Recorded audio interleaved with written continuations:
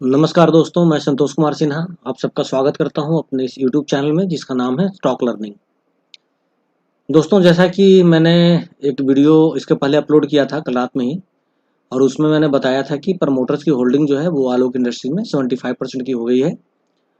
और उसमें मुझे ऐसा लग रहा था कि ओसीपीएस का कन्वर्जन हुआ है, क्योंकि जैसा हम लोगों को पता था और सभी लोग ये समझ रहे थे कि रिलायंस ने 250 करोड़ का जो है वो इन्वेस्टमेंट किया, उसके बदले में रिलायंस को जो है वो 37% के आसपास का इक्विटी मिला है, और बाकी जो 250 करोड़ जो रिलायंस ने डाला है उसका ओसीपीएस लिया है, ऑप्शनल कन्वर्टेबल प्रेफरेंशियल शेयर्स।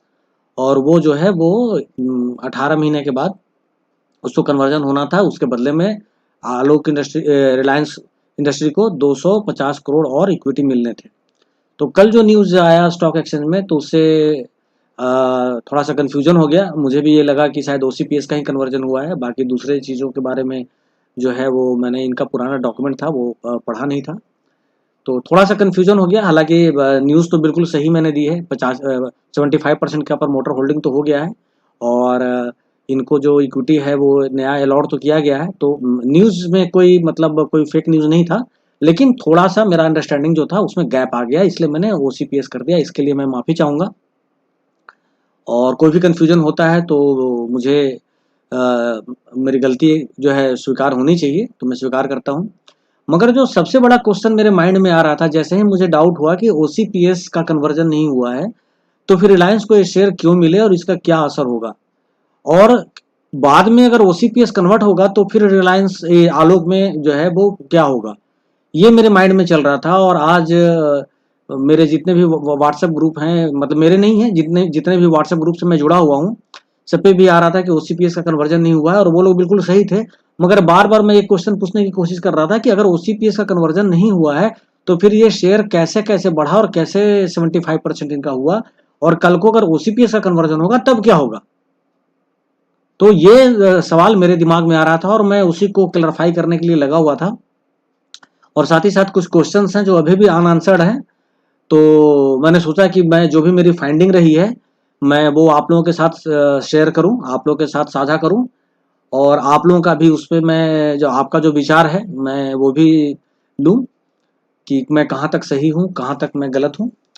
तो देखिए, सबसे पहले मैं स्टार्ट करता हूँ आपको कि कल जो ये न्यूज़ आया कि इनको जो है जीएम फिनेंशियल को और रिलायंस इंडस्ट्रीज को आलोक इंडस्ट्री का 275 करोड़ 46 लाख जो है इक्विटी शेयर फेस वैल्यू ₹1 का इशू किया गया है। ये कल न्यूज आया था, और इसमें बताया गया था कि रिलायंस को 115 करोड़ 32 लाख इक्विटी इशू किए गए हैं, और जीएम फिनेंशियल को 160 करोड़ 14 लाख इक्विटी शेयर किए गए हैं।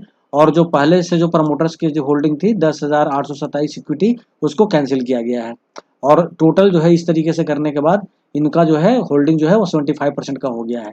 ये कल न्यूज आया था, तो आज मैं देख रहा था तो उस पर मैंने आज काफ़ी डिटेल में देखा और सारा कुछ कैलकुलेट करके देखा कि कहाँ से क्या हो रहा है। तो देखिए, मैं आपको बताना चाहता हूँ, ये हम बात करते हैं प्रीवियस इक्विटी का, प्रमोटर्स के बारे में।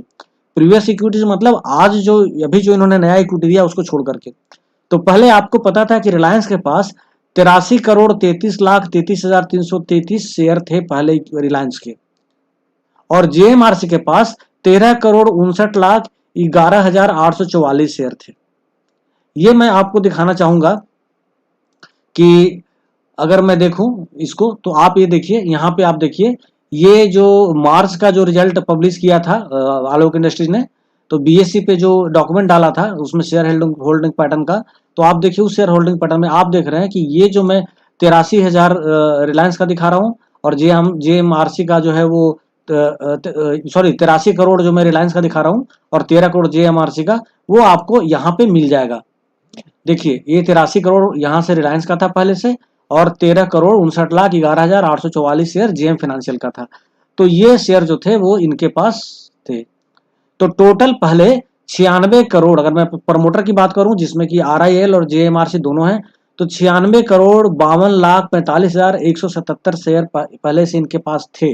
यानी आलोक इंडस्ट्री का जो पहले कितना शेयर था, आलोक इंडस्ट्री के पास था 221 करोड़ 6 लाख 51 हजार 228 टोटल शेयर आलोक इंडस्ट्री ने इशू किए थे। उसमें से 96 करोड़ यानी 221 करोड़ में से 96 करोड़ 52 लाख 45,177 शेयर पहले से प्रमोटर्स के पास थे। अब जो नया जो इशू हुआ उसमें रिलायंस को मिला 115 करोड़ 32 लाख शेयर, अभी जो नया इशू हुआ है, और जेएमआरसी को मिला है 160 करोड़ 14 लाख शेयर, और दोनों क्वांटिटी मिला करके नया जो इन दोनों को इशू हुआ है शेयर वो 275 करोड़ 46 लाख नया शेयर इशू किया गया है। अब है कि जो इशू किया गया है यहाँ पे कंफ्यूजन था कि ओसीपीएस तो कन्वर्ट नहीं हुआ है, तो ओसीपीएस का कन्वर्जन नहीं हुआ है। अब मैं आपको लेकर के चलता हूँ इनके एक दूसरे इन्होंने जो अपना बैलेंस शीट जो पोस्ट किया है इस बार का मार्च फाइनेंशियल ईयर 1920 का Q4 का, उसमें आप देखेंगे, उसमें अगर आप जाएंगे तो पेज नंबर 6 पे पैराग्राफ 2F में है। मेरे कुछ दोस्तों ने व्हाट्सएप पे लिखा भी था इसको, तो मैंने उसको भी रीचेक किया। तो पेज नंबर 6 पे जो है ये देखिए, ये जो डॉक्यूमेंट है ये आपको मिल जाएगा बीएससी के ऊपर, जो इन्होंने रिजल्ट पोस्ट किया उसी डॉक्यूमेंट में आप आइएगा। तो पेज नंबर 6 पे पैराग्राफ 2F में इन्होंने लिखा हुआ है कि JM financial asset reconstruction company, थोड़ा सा ब्लर टाइप का है ये डॉक्यूमेंट, यहाँ ही ओरिजिनल डॉक्यूमेंट ही ब्लर है। तो JM financial asset reconstruction company limited has further assigned an amount of ₹5,000 crore from out of its assigned debt to Reliance Industries Limited. The company has obtained in principle approvals from the stock exchange for allotment of, ये देखिए लिखा हुआ है 275 करोड़ 46 लाख, यहाँ पे लिखा हुआ है 275 करोड़ 46 लाख इक्विटी इन्होंने लिखा हुआ है यहाँ पे। तो यही इक्विटी जो है आप देखिएगा 275 करोड़ 46 लाख इक्विटी नया इशू हुआ है, यानी कि ये ओसीपीएस कन्वर्जन नहीं है, कंफर्म है। ये इन्होंने पहले से ही अपने डॉक्यूमेंट में लिखा हुआ था जब इन्होंने अपना रिजल्ट पोस्ट किया था बीएससी के ऊपर, मगर ये मुझसे कहीं छूट गया था, तो अभी मैंने उस डॉक्यूमेंट को देखा है। तो ये जो नया इशू इनको इक्विटी इशू हुआ और ये पुराना 96 करोड़ था, दोनों को मिला दें तो अब प्रमोटर्स की जो इक्विटी है वो 372 करोड़ 38 लाख 45,177 इक्विटी है प्रमोटर्स के पास पूरे आलोक इंडस्ट्रीज का। मतलब पुराना था 96 करोड़ 92 लाख 45,177, नया हो गया 275 करोड़ 46 लाख का, और दोनों मिला दें तो नया और पुराना मिला करके टोटल इक्विटी प्रमोटर के पास हो गया 372 करोड़ 38 लाख 45,177 शेयर। अब आइए, अब हम बात करते हैं कि पहले आलोक का टोटल इक्विटी कितना था। पहले आलोक का टोटल इक्विटी जो था वो आप देखिए, यहाँ पे मैं आपको दिखाता हूँ आलोक का टोटल इक्विटी। तो आप देखेंगे आलोक का जो टोटल इक्विटी था वो यहाँ पे आपको मिलेगा, ये देखिए, ये मैं दिखाता हूँ, ये इक्विटी ये नीचे है, ये देखिए आलोक का जो टोटल, ये सारा डॉक्यूमेंट आपको बेस पे मिलेगा। ये था 221 करोड़ 6,51,228। तो ये देखिए मैंने लिखा है 221 करोड़ 6,51,000 टोटल इक्विटी था पुराना। नया जो इशू हुआ वो मैंने आपको दिखाया अभी, जो RIL और जेएमआरसी को नया इशू हुआ वो 275 करोड़ नया इशू हुआ। तो टोटल आलोक का इक्विटी हो गया 496 करोड़ 52,51,228, ये टोटल इक्विटी हो गया। तो टोटल इक्विटी जो है 496 करोड़ 52,51,228, उसमें से प्रमोटर्स का इक्विटी जो हो गया टोटल, वो जब ये ऊपर में मैंने बताया कि अब प्रमोटर के पास टोटल इक्विटी हो गया 372 करोड़ 38 लाख 45,177। तो अगर आप टोटल आलोक की इक्विटी का प्रमोटर्स के इक्विटी का अगर आप परसेंटेज निकालेंगे तो आपको 70% इक्विटी निकल करके आएगा प्रमोटर्स का, यानी 372 करोड़ 38 लाख 45,177 75% होता है टोटल आलोक के इक्विटी का 496 करोड़ 52,51,228 इक्विटी का। तो ये पूरी कहानी है, ये पूरा कैलकुलेशन है कि कैसे कैसे इनका 75% हुआ। अब इसमें से बहुत लोगों को ये चीज पता होगा, या जिनको नहीं भी पता होगा तो वो भी बोल सकते हैं पता होगा, अच्छी बात है, आपको पता होना चाहिए।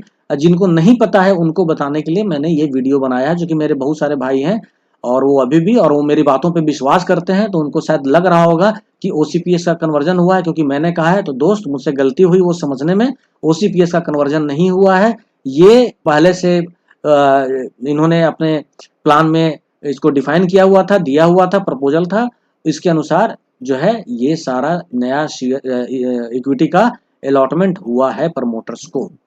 ये तो बात हो गई। अब आइए आगे आते हैं। अब आगे मेरे सामने ना एक दो क्वेश्चंस निकल करके आ रहे हैं कि अगर, अब देखिए कि जो, एक सेकंड, हाँ, अब ये देखिए मैंने जैसा कि आपको बताया कि प्रमोटर्स का होल्डिंग जो है वो 75% हो गया आलोक में। सेबी का जो रूल है उस रूल के मुताबिक प्रमोटर्स की होल्डिंग 75% से ज्यादा नहीं हो सकती है। ये सेबी का क्लियर रूल है। आज अगर रुचि सोया का भी 99% अगर इक्विटी है, होल्डिंग है, तो रुचि सोया को भी कल को घटाना होगा। तो आप मैक्सिमम का लिमिट है, मैक्सिमम आप 75% रख सकते हैं। प्रमोटर्स अगर आप हैं तो किसी कंपनी का इक्विटी आपके पास 75% हो सकता है। 75% से ज्यादा कोई भी प्रमोटर्स अपनी होल्डिंग नहीं रख सकता है। तो अब यहाँ पे जो सबसे बड़ा क्वेश्चन आता है, जिसका अभी भी मैं जवाब ढूंढने की कोशिश कर रहा हूं, कि अगर प्रमोटर्स का अब 75% तो होल्डिंग हो गया, तो जब प्रमोटर्स का 75% का होल्डिंग हो गया, तो फिर जो 18 महीने बाद जो ओसीपीएस जो अभी भी बचा हुआ है 250 करोड़ का, जिस पर कि 9% इंटरेस्ट जो है वो रिलायंस इंडस्ट्री ले रही है, तो क्या इसका कन्वर्जन होगा? अगर इसका कन्वर्जन होगा तो 250 करोड़ और जुड़ेंगे शेयर, और ये सारा का सारा शेयर जो है वो रिलायंस को चला जाएगा। अगर ऐसा होता है तो फिर रिलायंस का होल्डिंग तो 75% से ज्यादा हो जाएगा, तो सेबी कभी इसको अलाउ करेगी नहीं।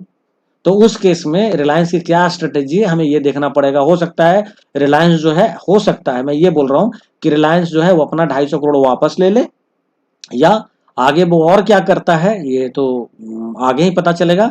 मगर अभी जो प्रमोटर होल्डिंग जो हम 75% का देख रहे हैं करंट में, तो इससे ज्यादा नहीं होना चाहिए, इसलिए ओसीपीएस को कन्वर्ट नहीं होना चाहिए, ऐसा मुझे लगता है। मैं डिस्क्लेमर दे रहा हूं, ऐसा मुझे लगता है, मगर ऐसा ही होगा, मैं ये नहीं कह रहा हूं।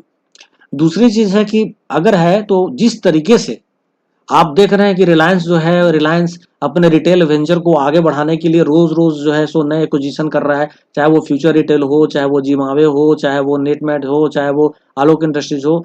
तो रिलायंस का आगे का प्लान क्या है? क्या आलोक इंडस्ट्रीज को वो रिलायंस रिटेल वेंचर लिमिटेड में आगे चल करके वो मर्ज जो है सो वो करेगी रिलायंस इंडस्ट्रीज?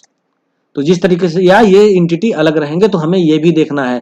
और अगर आलोक को इन्होंने रिलायंस रिटेल वेंचर लिमिटेड में मर्ज कर दिया, तो ये आलोक के लिए एक बहुत बड़ा बूस्टअप आएगा, बहुत बड़ा बूस्ट होगा ये आलोक के लिए, और आलोक फिर रिलायंस रिटेल का पार्ट हो जाएगा। और मैं आपको बता दूं कि जिस तरीके से रिलायंस का पूरा प्लान है रिलायंस रिटेल को लेकर के, मैं तो पीछे हमेशा स्टडी करता रहता हूं, और यही कारण है कि रिलायंस इंडस्ट्री के शेयर को मैं बहुत स्ट्रांग मानता हूं, और इस शेयर का वैल्यूएशन आने वाले टाइम में बहुत ज्यादा मैं देखता हूं। क्योंकि रिलायंस के जो दो मेन बिजनेस हैं, अब दो मेन बिजनेस में पेट्रोलियम को उसमें काउंट नहीं करता, क्योंकि रिलायंस धीरे धीरे जो है वो डाइवर्सिफाई कर रही है पेट्रोलियम से, वो ग्रीन एनर्जी की तरफ भी जा रही है। तो एक उसका जियो टेलीकॉम और दूसरा उसका रिलायंस रिटेल। आज रिलायंस का जो जियो है वो टेलीकॉम सेक्टर रिलायंस का बहुत आगे बढ़ चुका है, लेकिन रिलायंस रिटेल जियो से भी आगे बढ़ जाएगा, ऐसा लग रहा है, जिस तरह से रिलायंस रिटेल जो है वो उसकी प्लानिंग चल रही है। क्योंकि रिलायंस हर तरीके से पूरे रिटेल पे जो है वो कब्जा करने की कोशिश कर रहा है इंडिया में, और उसके बाद इंडिया के बाहर भी वो चीज करेगा।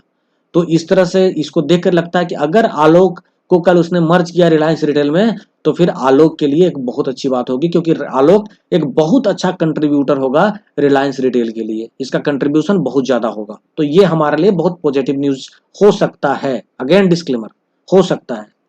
दूसरी चीज है कि आखिर रिलायंस में चल क्या रहा है, ये भी हमें समझने की बहुत ये जरूरत है।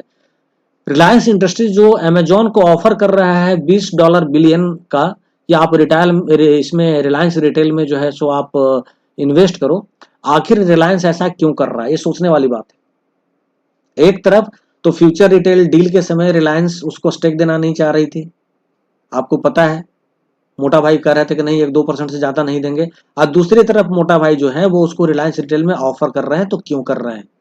ये अपने आप में एक बहुत बड़ा क्वेश्चन है। तो हमें इसका भी जवाब ढूंढना है कि आखिर चल क्या रहा है, हमें ये सोचना है, क्योंकि आगे कंपनी जो है इस पे बहुत कुछ कंपनी का फ्यूचर डिसाइड करता है, रिलायंस रिटेल पे आलोक इंडस्ट्रीज का भी, या रिलायंस पे भी, रिलायंस क्या करती है। दूसरा अगला जो क्वेश्चन आ रहा है, देखिए क्या रिलायंस जो है वो रिटेल सेक्टर में मोनोपोली क्रिएट करने जा रहा है? आप बोलेंगे कि आलोक में रिलायंस से क्यों बात कर रहा है? नहीं, ये मैं इसलिए बात कर रहा हूं क्योंकि Alok is subsidiaries now acting as a subsidiary company of Reliance industries.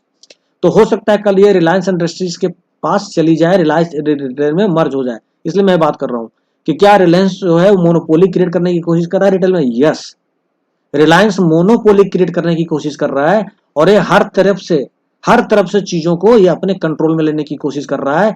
और ये देख रहा है कि कंपटीशन जो है वो हम खत्म करें, इसलिए जिन्होंने रिटेल निकाला था, रिटेल के जो किंग कहे जाते थे, जिन्होंने रिटेल मार्केट को जन्म दिया था मिस्टर किशोर बियानी ने, उनको ही 15 साल के लिए इन्होंने कहा कि आप इस रिटेल सेक्टर से बाहर रहेंगे। मतलब जो रिटेल सेक्टर नहीं बोल सकते, जो बिजनेस जो अक्वायर किया रिलायंस ने उससे बाहर रहेंगे। तो रिलायंस करने की कोशिश कर रहा है, और रिलायंस जो है वो आप देख रहे हैं कि इसने एक पार्टनरशिप नहीं कर रहा है, ये एक्विजिशन कर रहा है। आप देख रहे हैं नेटमेट्स का एक्विजिशन कर लिया, जीवामे का मतलब कंट्रोलिंग स्टेक ले लिया। आप देख रहे हैं ना, जो भी कर रहा है आलोक को पूरा का पूरा ले लिया इसने। तो ये आप जो देख रहे हैं इसको कि जो भी कर रहा है ये कंट्रोलिंग स्टेक ले रहा है, यानी ये पूरा का पूरा कंट्रोल करने की कोशिश कर रहा है। अब रिलायंस का क्या है, अब आप ऐसा समझिए, मान लीजिए कोई कंपनी है वो बल्ब बना रही है, ठीक है।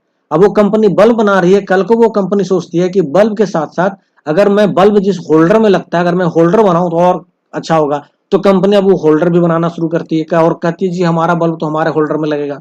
अब जब होल्डर लग गया तो कल को कंपनी बोलेगी कि ऐसा करते हैं कि जो वायर जो होता है इलेक्ट्रिक वायर, हम वो भी बनाते हैं ताकि जो बल्ब को जो करंट मिले वो इलेक्ट्रिक उसी वायर से मिले। तो कंपनी कल को उसके लिए पूरा वायर और मेन स्विच भी बनाना शुरू करती है। उसके बाद फिर कल को कंपनी करते करते सोचती है कि ऐसा करते हैं कि हम पावर का ट्रांसमिशन भी करते हैं, यानी उसका वितरण भी करते हैं लोगों के पास।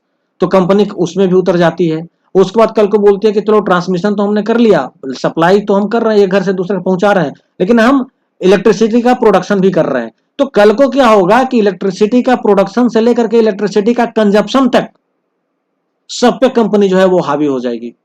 तो मेरे आप कहने का मतलब समझिए कि रिलायंस एक मोनोपोली क्रिएट करने की कोशिश कर रही है, रिलायंस इंडस्ट्री रिटेल में।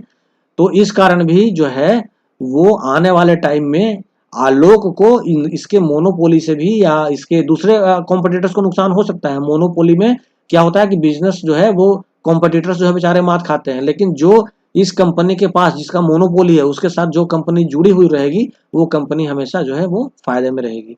तो ये मैंने कुछ एक्स्ट्रा बोल दिया, इसके कारण वीडियो लंबा हो गया, माफी चाहूंगा।